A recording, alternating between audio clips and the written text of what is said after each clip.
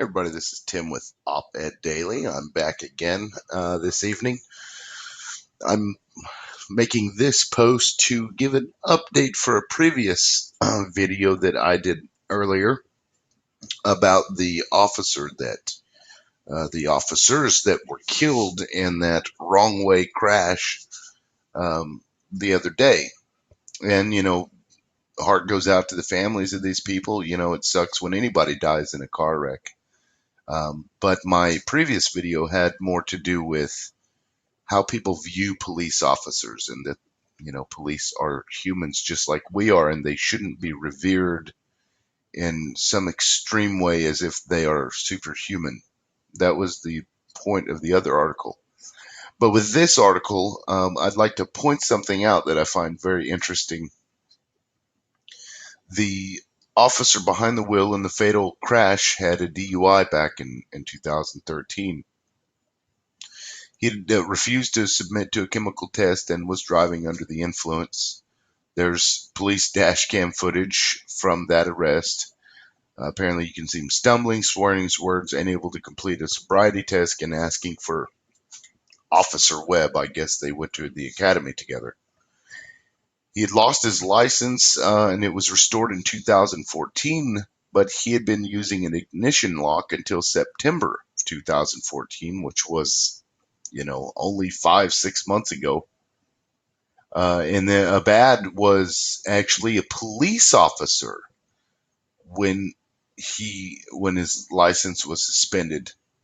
And the Linden Police Captain James Sarnicki, who had been quoted in the previous video that I did, said that any discipline would be an internal personnel matter and would not be made public. Okay. See, this is where I think that this country has got it pretty much backwards.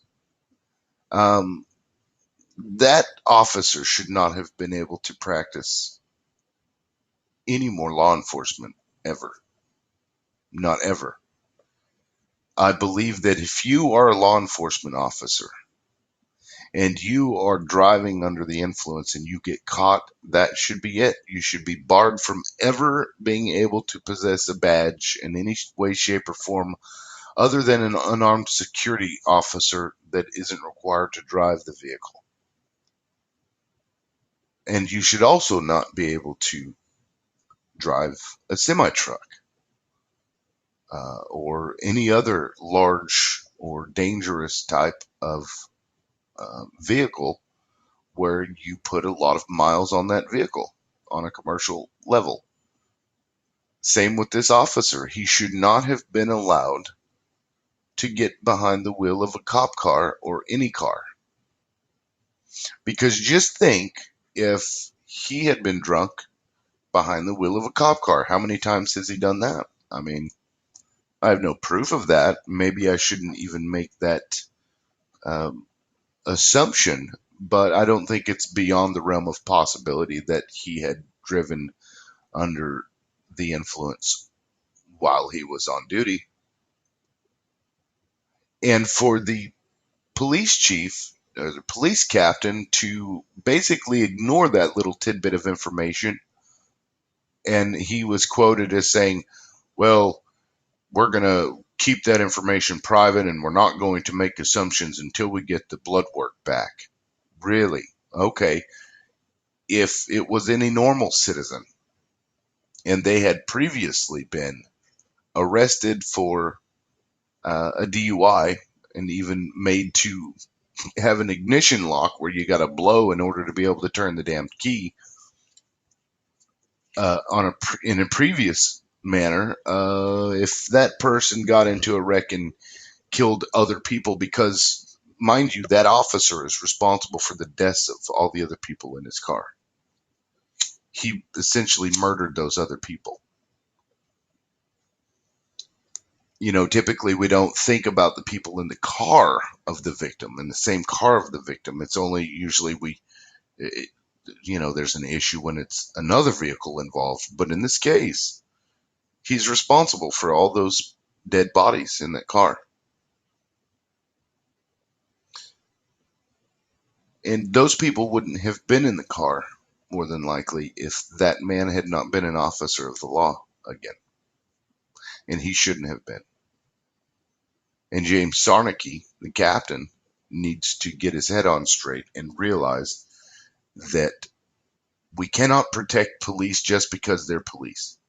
It's like there's this need for police officers to get behind their fellow police officers. We've got to stick together because we are brothers. No, you're not brothers. You have a job. Your job is to make sure that other people don't do stupid things, and if they do, your job is to enforce the laws when they break them. You are no better than anybody else. You have no more integrity than the next person does. And I think history has shown that. Recent history, in fact, has shown that. So I would suggest that we ask our politicians to pass a law that says uh, uh, if you've ever been arrested while driving while completely drunk, stumbling, slurring your words, that sort of thing, if you've ever been pulled over driving in that manner, you should never be able to wear a badge again. And the reason why I would be so harsh on police is because they respond to these wrecks.